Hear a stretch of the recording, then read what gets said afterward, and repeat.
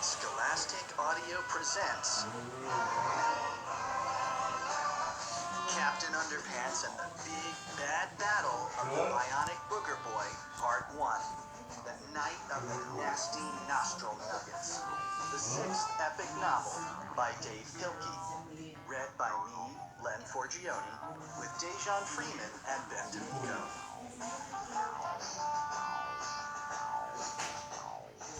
Okay, welcome to the video.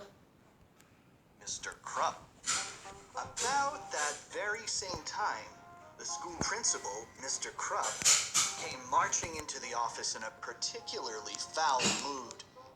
He stopped beside Miss Anthrope's desk, huffing and puffing. "Where's my coffee, Edith?" he shouted. "Get it yourself, Tubby," Miss Anthrope shouted back. "I don't need your lip today, woman," Mr. Krupp growled.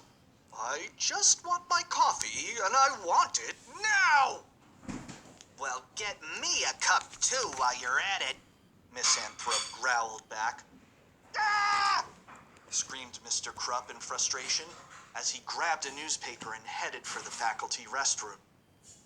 Miserable was standing beside the restroom door, smiling and trying very hard not to laugh. "What are you looking at?"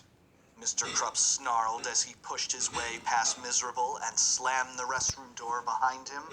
Inside the restroom, you could hear the faint sound of a belt buckle jingling, a zipper unzipping, some clothes rustling, and finally, splat, splat!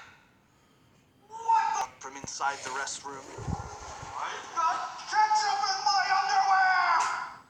In a few moments, the door of the faculty restroom flew open. "I'm going to get George and Harold for this!" Mr. Krupp screamed. "They didn't do it," laughed Miserable. "I did. It's called a squishy. It's the latest fad." "Yeah, right. Very funny," said Mr. Krupp. "Now, where are those two kids? I just know they're responsible."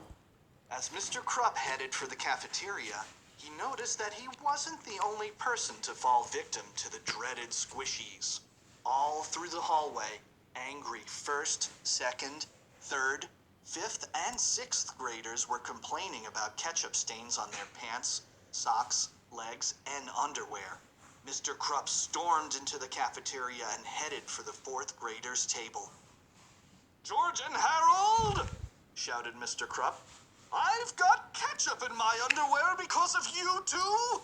And so do half of the kids in this school."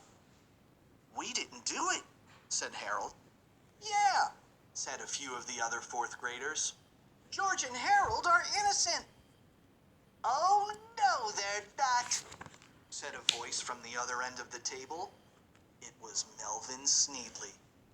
Besides being the school brainiac, Melvin was also famous for being the school tattletale. "George and Harold taught everybody a trick today where you put ketchup packs under a toilet seat and make it spray on people's legs," Melvin reported proudly. "Thank you, Melvin," said Mr. Krupp. He turned to George and Harold and pointed at the cafeteria door.